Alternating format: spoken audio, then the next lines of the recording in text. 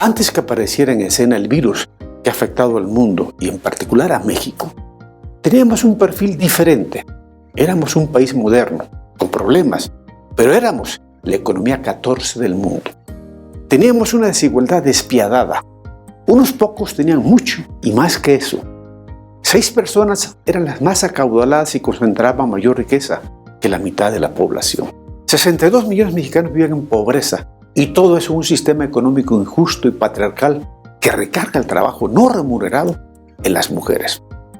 Desde antes de la pandemia y ahora en plena pandemia, los trabajos del cuidado de los niños, de adultos mayores y personas enfermas o con alguna discapacidad se deja a las mujeres, las cuales se quedan fuera del mercado laboral por dedicarse a tareas sin paga. La eliminación de las guarderías es un ejemplo de cómo se golpeó el sector de mujeres al dejarlas sin un instrumento de atención a sus hijos. El actual gobierno ha destinado recursos a programas sociales con la finalidad de disminuir la pobreza, pero esos programas no han resuelto los problemas causados por la pandemia.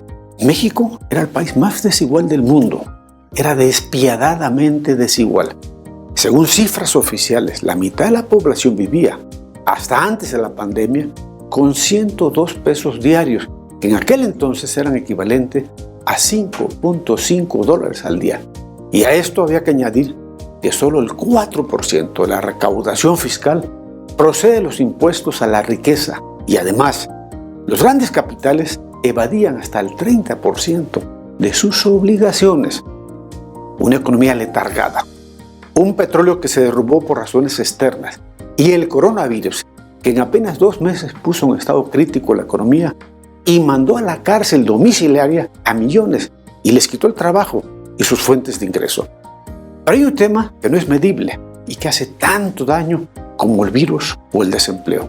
Es la depresión y angustia que genera entre la población la incertidumbre de lo que puede pasar.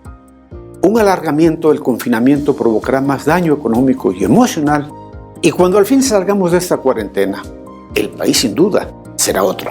Y les puedo adelantar, más pobre y más desigual que al principio de este año.